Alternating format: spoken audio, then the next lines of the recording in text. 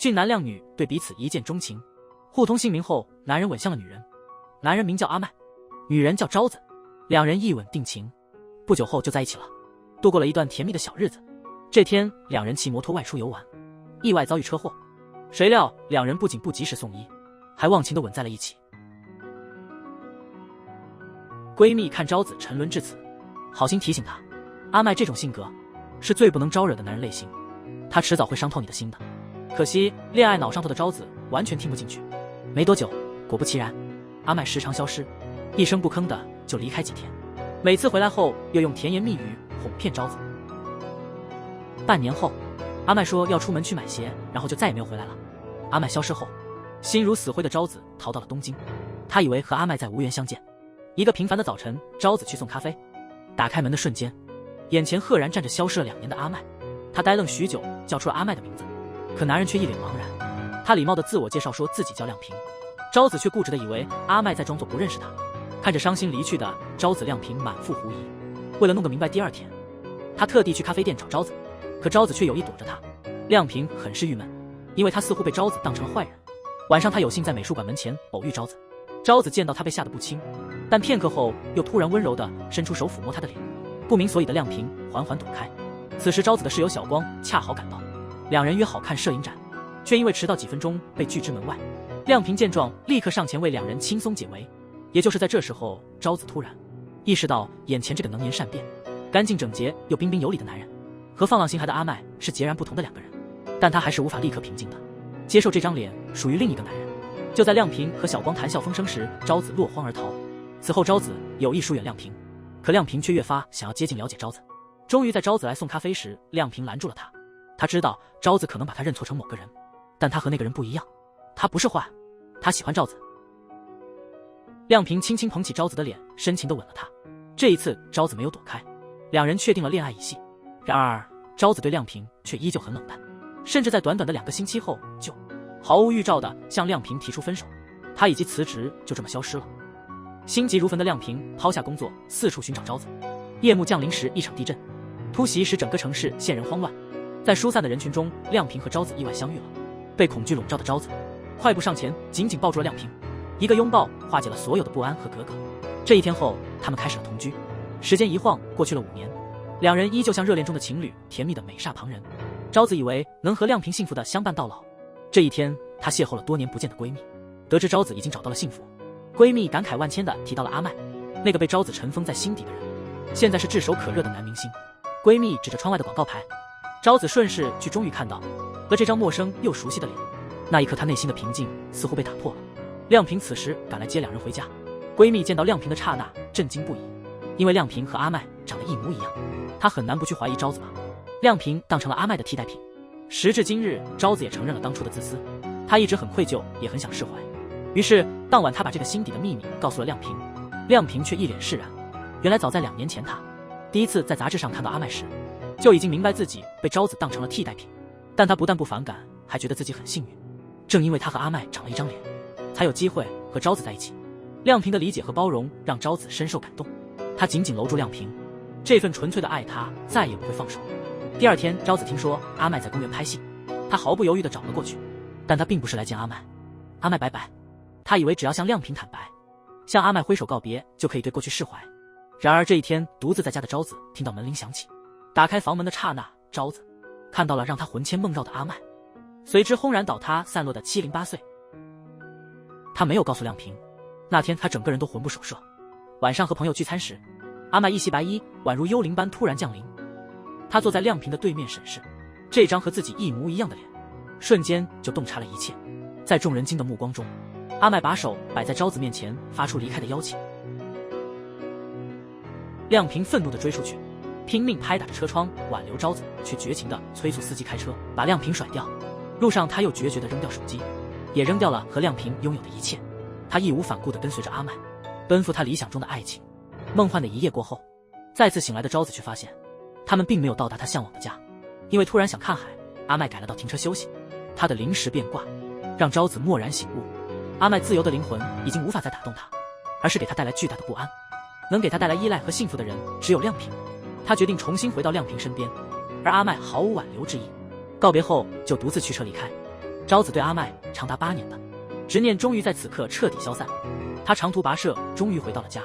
亮平对回头的昭子只有满腔的愤怒，他把昭子拒之门外，还说把他的猫也赶了出去。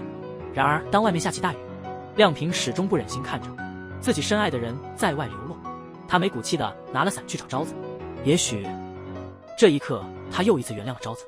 昭子扔了自己的伞，兴奋地追着亮平，雨后的阳光也随着两人的步伐逐渐驱散着乌云。到家时，亮平没有把昭子倚在门外，而昭子的猫咪也还在家里。亮平虽然很温柔，但是我肯定一辈子也无法再相信你了。恋爱脑的女孩还没来月经，就怀上了男友的孩子，5个月大的胎儿已经不能流产了。女孩唯一能做的就是把孩子生下来，月经初潮之前也是可能排卵的。妈妈丝毫没意识到自己对女儿性教育的严重失职，只是一味责备女孩不懂事。孤独的光子找到男友，想寻求一点安慰，懦弱的渣男却害怕光子缠着他负责。你不是说一直在一起的吗？教导主任的呵斥打断了两人的纠缠，渣男借机甩开了光子，绝情地把他抛弃了。光子无助地瘫坐在角落里，想起男友缠绵时的山盟海誓，失声痛哭。为了帮助光子回到正轨，父母决定把光子送到外省的特殊领养机构生下孩子，生完孩子再回来读书。然而光子却抱怨父母擅自替他做决定。此时的他还幻想着和男友共同计划未来。你那个男友也说就这么办？14岁的光子没有选择的权利，同样是14岁的男友也没有负责的能力。最后光子无奈地服从了父母的安排，独自前往远在外省的领养机构待产。负责人浅见是个温柔的中年女人，机构坐落在一个安静的小岛上。在待产的女孩当中，有的和光子一样因为不懂事而早孕，有的是在风俗店工作时意外怀孕，她们连孩子的亲生父亲是谁都不知道。浅见为这些有相同遭遇的女孩提供庇护，大家在这个温暖的环境里互相照顾，互相倾诉。一直被妈妈冷落忽略的光子，在这里光子感受到了久违的母爱。几个月后，光子顺利生下了一个男婴，这个孩子将会被一对年过40的夫妇领养。佐都子和潮豆结婚多年，感情十分美满，但遗憾的是潮豆因为患有无精症，无法让佐都子怀孕，这让两人十分苦恼。医生向他们提出了一个希望很渺茫的建议，那就是通过手术从潮豆身体里取出精子，做试管婴儿。取出精子就是要切开的意思吗？潮豆挣扎了很久，最终决定为了佐都子做最后的尝试。然而在两人前往医院的当天，突然下起暴雪，航班被迫取消。潮豆如释重负地说出了压抑许久的痛苦。我其实早就想放弃了，可是我说不出口，对不起。两人决定从此放弃生孩子的执念。然而当天晚上，他们在新闻里意外看到了关于特殊领养机构的报道，这又改变了他们对孩子的想法。特殊领养机构是建立在无法抚养孩子的父母和无法生育的夫妇之间的桥梁，让无法生育的夫妇通过机构合法领养孩子。经过几番考虑，潮豆和佐都子一致决定去机构报名领养。领养的条件很苛刻，领养夫妇不能选择孩子的性别，还必须保证有一方全职带娃。两人商量后，决定由佐都子辞掉工作，安心等待领养。几个月后，他们顺利领养了光子的孩子。离开前，他们决定见一见孩子的生母。出乎两人意料，孩子的生母竟然是个初中生。光子含泪把一封饱含寄托的信交给了佐都子，而佐都子则把他们为孩子起的名字告诉了光子。两个母亲用这种方式完成了对孩子的交接。生完孩子后，光子的生活并没有回到正轨。早孕生子的事被妈妈告诉了所有亲戚，她的痛苦和尊严成了父母眼里的笑话和谈资。你根本不在乎我的感受，真恶心！妈妈爆发了积压已久的怒火，狠狠扇了光子一耳光。心灰意冷的光子离家出走，独自生活。偶尔她会到学校附近远远看一眼男友，但对方却对她视而不见，好像从不认识她一样。冷漠的周围环境让光子无比怀念机构的温暖。她回到那座小岛，恳求浅见能收留她，但浅见告诉她，机构1个月后就要关停，这里并不是光子的长久之地。虽然时间短暂，但光子还是选择留下。1个月很快过去，在最后整理物品时，光子看到了领养记录，他鬼使神差地记下了佐都子夫妇的信息。离开机构后，光子继续过着颠沛流离的生活，孤独的心始终没有一个温暖的归宿。不久后，一个女孩进入了光子的生活，两个有着相同遭遇的女孩很快成了无话不谈的朋友。年长的丽香很像机构里的一个姐姐，光子仿佛又回到了机构里那个温暖的家。光子也逐渐对丽香产生了依赖。然而不久之后，两个男人拿着一张共同贷款合同找上了光子。原来丽香借了高利贷，还把光子写成了担保人。难过的光子飞奔回宿舍，丽香被追债的人打了一身伤。心疼的光子没有责备丽香，而是轻声安慰她会一起还高利贷。去爱的光子为了守护这份珍贵的温暖，不惜放弃理性，把自己豁出去。第二天，丽香留下几个硬币不辞。而别，光子本就脆弱的心受到了沉重的打击。催债的人隔三差五来店里找光子，老板虚情假意的关心光子，言语里却透露出交易的暗示。为什么我这么倒霉？早已被全世界抛弃的光子失去了一切。此时的他开始想见见自己的孩子。他以生母的身份联系左都子，要挟对方把孩子还回来，如果不还，就得给他一笔钱，否则他就把孩子被领养的事实公之于众。左都子夫妇只能先将光子约在家里见面商量。然而，一头黄发、满脸沧桑的光子出现时，夫妇二人怀疑她并不是几年前的那个年轻妈妈，而是冒名顶替的勒索犯。尤其是光子还记错了孩子的年纪，虽然看上去跟以前不一样了，但我就是那孩子的妈妈。夫妇二人表示，他们早已将领养的事实告诉了孩子。从孩子2岁开始，左都子就每年给孩子念光子留下的那封信，孩子管你叫广岛妈妈。虽然光子是孩子的生母，但孩子的抚养权已经完全属于左都子夫妇。他们不畏惧光子的威胁，也不想看到光子以这种方式出现，干涉孩子的生活。我希望你不要再出现了。门外响起了孩子的敲门声，光子的泪水夺眶而出，他声泪俱下，满怀愧疚的向左都子夫妇下跪道歉，随后在左都子夫妇的掩护下悄然离开。几天后，警察来到了左都子家，光子不仅涉嫌盗窃，还失联了。左都子家是光子最后停留的地方，没人知道光子去了哪里。左都子拿着光子的信反复沉思，泛黄的纸张上，他终于发现了光子留下的暗语：请不要抹去我的存在，晨曦已至。尤佳是个普通小镇女孩，长相平凡，却有做演员的梦想。她带着所有积蓄独自来到东京，第一天就遇到了建筑设计师梁平。梁平知道尤佳没地方住，就带她回家留宿。他本想占尤佳便宜后赶走她，没想到尤佳却直接住下来，还把自己当成了梁平的女友。这样一来，尤佳省下了一大笔房租。他用省下的钱报名了最贵的表演课，但他的钱只够交半个学期的学费。老实说，交不起学费的学员没有试镜机会。就在尤佳一筹莫展时，同班同学久美给他介绍了一份男士护肤店的兼职。尤佳为了交学费接下了这份工作。尤佳很感激久美，还和她成了好朋友，但后来才发现自己被久美利用了。交了学费后，尤佳和久美都得到了试镜机会，最终久美脱颖而出，被导演选中成为新人演员，而尤佳却因为表现糟糕被淘汰了。这种落差让他心里很不平衡。这时他又听到同学们说，久美专门介绍交不起学费的女孩去男士护肤店工作，自己从中赚取中介费。尤佳心里顿时五味杂陈，想到自己成了久美的赚钱工具，他心里充满了被背叛的感觉。但不管心里多难受，他还是得面对现实。下午，他来到男士护肤店继续兼职。这一次，他接待的客人是一个杂志社主编。主编听说尤佳想当演员，说可以给他一个当杂志模特的机会。很多演员都是通过当模特出道的，但他也暗示天下没有免费的午餐，尤佳要想得到这个机会，就得为他服务。急于成名的尤佳没多想，直接答应了主编的条件。事后，主编为了打发尤佳，随便派了一个摄影师山田给尤佳拍些模特照。尤佳就这样认识了山田。山田对尤佳一见钟情，认真的为他拍了很多照片。拍摄结束时已经深夜了，山田在确认尤佳没有男朋友后，大胆的请求尤佳在家里留宿。那你可不要对我做坏事哦。当然不会。两人挤在一张床上，山田冲动之下想一步到位，却被尤佳拒绝了。过后，山田对自己冒犯尤佳的行为很恼，但他没有放弃对尤佳的追求。然而尤佳却对和山田交往不屑一顾，倒不是他有多矜持，而是他不想和对自己没有利用价值的山田浪费时间。直到有一天，表演班的老师要求学员交一笔拍形象照的费用，不交钱的学员就得自己找人拍形象照。拿不出这笔钱的尤佳决定利用山田，于是他答应了山田交往的请求。山田还以为是自己的追求感动了尤佳，然而尤佳只是把他当做一个免费为自己拍照的备胎。所以在和山田交往时，尤佳还是和他保持一定的距离，从不在山田家过夜，只让他送自己到楼下。毕竟他住的房子是梁平的家，在他心里只有梁平才是他真正的男友。然而梁平却从不承认尤佳是自己的女友，他只是为了解决需求才容忍尤佳赖在家里。现在他越来越受不了尤佳不干家务，不交房租。当他加班回到家，又看到洗碗池里发霉的餐具，终于忍无可忍，把尤佳赶出了家门。尤佳被赶出家门后觉得特别委屈，于是冒着大雨来到山田家求安慰。这一晚之后，山田才有了和尤佳交往的真实感。他是真心喜欢尤佳，但换来的却是尤佳无情的欺骗和背叛。尤佳解释说早就和梁平分手了，我打算和他划清界限后就告诉你。我是说真的，我现在喜欢的人是你，你必须现在立刻离开他家，我才信你。尤佳马上回梁平家收拾行李。山田说服自己相信了尤佳，他上前抱住尤佳，让他以后不要再背叛自己。然而感情一旦有了裂缝就难以修补，信任一旦崩塌，随之而来的就是各种猜忌。尤其是每个深夜，尤佳那响个不停的手机总是让山田很难不怀疑什么。于是他偷偷记下了尤佳的手机解锁密码，趁着尤佳熟睡时打开了他的手机。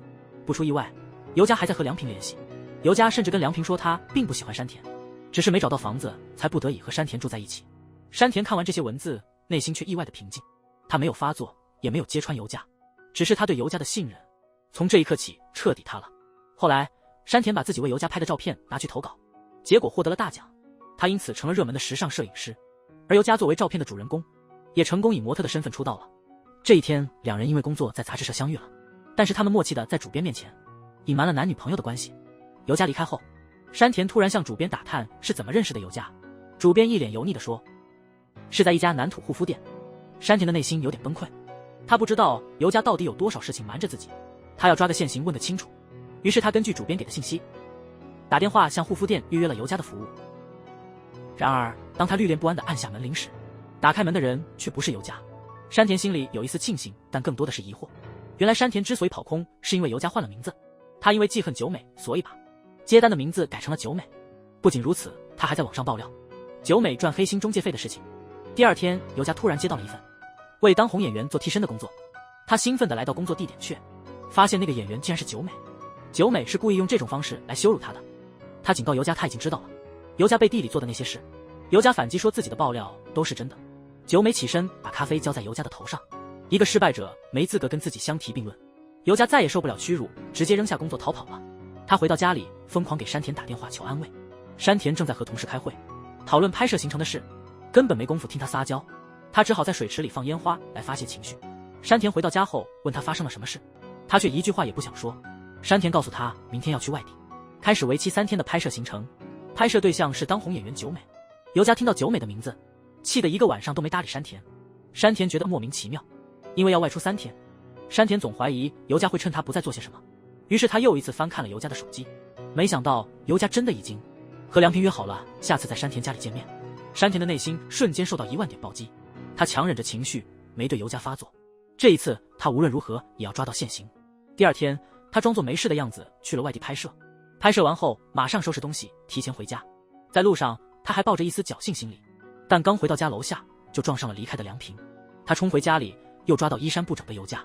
你答应过我不会和他见面的，我没和他见面，你太扯了吧，这里是我家业，他真的没有来。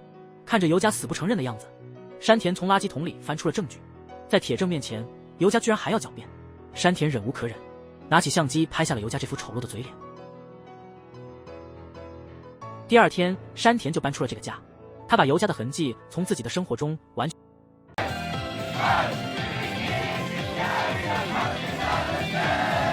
你以为他们是萌萌的妹子，结果竟然是3个大男人。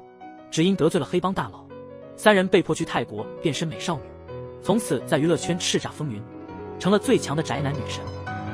作为黑道大哥最忠心的马仔，3兄弟下定决心一定要帮大哥找回面子。于是他们冲进敌对帮派，现实却是一顿狠揍。然而这却惹了大祸，原来2个帮派早就和好，老大很生气，后果很严重，当偶像还是砍腿取内脏。3人果断选择当偶像。就这样，他们连夜坐上飞往泰国的飞机。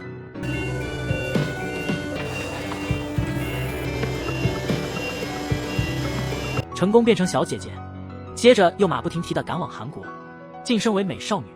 不愧是全民整容的国家，韩国技术就是好。高冷御姐艾莉，甜心宝贝真理，可爱萝莉千佳。老大对女团成员很满意，给他们起了个响当当的名号，极道少女。为了让3人尽快找到女团的感觉，老大给他们安排了偶像特训，火中跳舞锻炼持久力，每天20小时的 VR 视频，学习女爱豆的笑容和走姿。很快到了验收成果的那天，一开始3人跳得有模有样，可一开口，老大就破了防。原来他们虽然没了小兄弟，嗓音还是标准的爷们儿声。老大怒了，谁会喜欢这样的爱豆？3人直接被扔到瀑布下修行。可就算这样，他们还是发不出可爱的声音。无奈之下，老大只好把他们再次送往泰国。经过一系列手术后，完成蜕变的3人终于出道。美丽的面容，可爱的舞姿，甜美的嗓音，宅男们直接疯了，看着整齐划一的应援，极道少女出道即封神，但快乐是别人的，伤心才是自己的。三人看着台下的叔叔和爷爷，内心五味杂陈。虽然外表变成了女人，但他们始终认为自己是男人中的男人。你以为当偶像就这么简单吗？白天不仅要演出，晚上回来后还要遭受老大的精神折磨。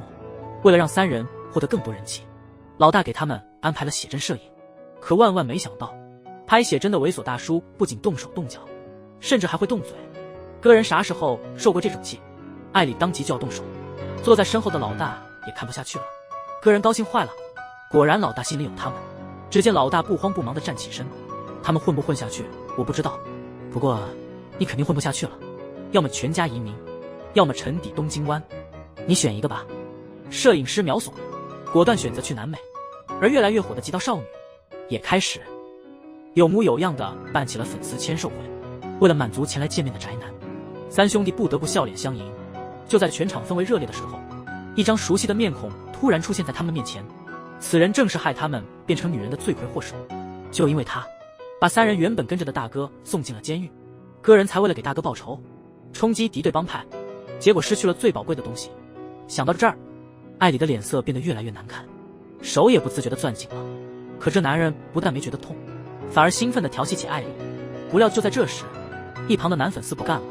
虽然这群宅男粉丝胆子小，但为了偶像，他们豁出去了。谁也没想到，这事居然闹上了新闻。男人最后被警察抓走了。变懵了，原来报仇可以这么简单。经此一事，千家突然想认真做偶像，甚至在卫生间偷偷练习。艾里鼓励千家想做就去做，没想到被鼓励的千家居然光着身子找到两兄弟，表示自己虽然身体变成了女性，但我的灵魂永远是男子汉。说着便强硬地拉住艾里的手，吓得两人连尿不湿都渗湿了。自从极道少女爆红网络后，社团老大为他们安排了综艺通告，计划通过偶像对决提升人气。与传统女团同台竞技时，三个大叔灵魂的少女显得格格不入，刚用昭和腔调打招呼，就遭到主持人无情调侃，对方组合更是嘲笑他们大叔做派。三人顿时脸色铁青，想起老大赛前的再三叮嘱，艾里和千家连忙给真理打气。マリー最近陰謀に白髪が一本生えてね、ショックでしたわ。谁知他一开嗓就惊天动地，不仅现场观众集体石化，连收音机前的老大都捏碎了茶杯。回到后台自然免不了教训，千家找小弟借酒消愁，倾诉变身女性后的困扰。周围人异样的目光让他窒息，小弟急忙表忠心，发誓永远认他做大姐头。正当千家感动之际，小弟突然掀起裙子表演特技，却忘了今天穿着印有千家头像的应援内裤。千家的表情瞬间凝固，我把你当生死兄弟，你却对我心怀不轨。千家的眼神瞬间失去光彩。为寻找心灵依靠，三人前往监狱探视大哥。看着铁窗外的美少女们，大哥满脸困惑，他完全没认出这三个竟是自己最得力的手下。听完三人离奇的遭遇，大哥长叹一声，最终拍着玻璃鼓励道，就算身体变成了女人，也要坚守极道之魂。三人顿时热血沸腾，但想到那个不靠谱的老大，又感到心力交瘁。为缓解他们的压力，老大破天荒批准了休假。多年混迹黑道的三人终于踏上归家之路。千家父亲颤抖着双手，无法相信女儿竟是儿子。更让千家崩溃的是，父亲再婚对象竟是自己高中时的同班同学。而真理遭受的打击更大，不仅自己被迫变性，连曾经硬汉形象的父亲也开始了新人生，竟是成为女装大佬。这让他的信念瞬间崩塌。只有去看望爷爷的艾里，内心稍微得到了慰藉。虽然爷爷早已瘫痪，但还是认出了自己的宝贝孙子。随着三人假期的结束，老大再次开始了压榨。虽然三人的长相和舞蹈都非常不错，但老师总是感觉有些不对。这时老大说出了主要原因，那就是缺失少女感。为了培养他们，老大找来了一位如假包换的真少女。那种皮肤的触感，少女身上的香味，都让三人切切实实地感受到了巨大的差距。除此之外，华安有那种少女独有的喘息声，既让人感觉怜爱，又不缺失性感。为了让他们尽快找到这种感觉，老大给三进行了特殊训练。只有千家一人很快掌握了这种感觉，剩余两人只能干瞪眼。作为稍有名气的偶像组合，极道少女接了一场综艺节目，表面是进行美食测评，实际上却是艺人整蛊。很显然，不知情的三人再次搞砸。老大很生气，后果很严重。老大决定淘汰3人中的1人，让新来的杰伊顶替位置。经过数轮猜拳，艾里败北。在粉丝们不舍的哭喊声中，他们举办了隆重的毕业典礼。艾里黯然离开了聚光灯下，真理接任极道少女队长。毫无领导经验的她，总是紧张的手足无措，一个转身撞倒千家，又让杰伊扭伤了脚踝。忠实的粉丝们摇头叹息，周年演唱会迫在眉睫。老大看着排练直皱眉头。粉丝在天桥底发现留着胡茬的流浪艾里，尽管形象邋遢，还是一眼被认了出来。众人围着艾里恳求，希望他能够回归团队，但心死的艾里无动于衷，直到爷爷突然现身，才唤醒艾里的斗志。送走爷爷最后一程后，他终于放下骄傲，跪在老大面前请求归队。本以为会被无情拒绝，没想到老大爽快点头。当熟悉的音乐响起，艾里重新站上舞台中央，粉丝们的尖叫声中，极道少女完美谢幕周年庆。諦めたらそこでライブ終了です。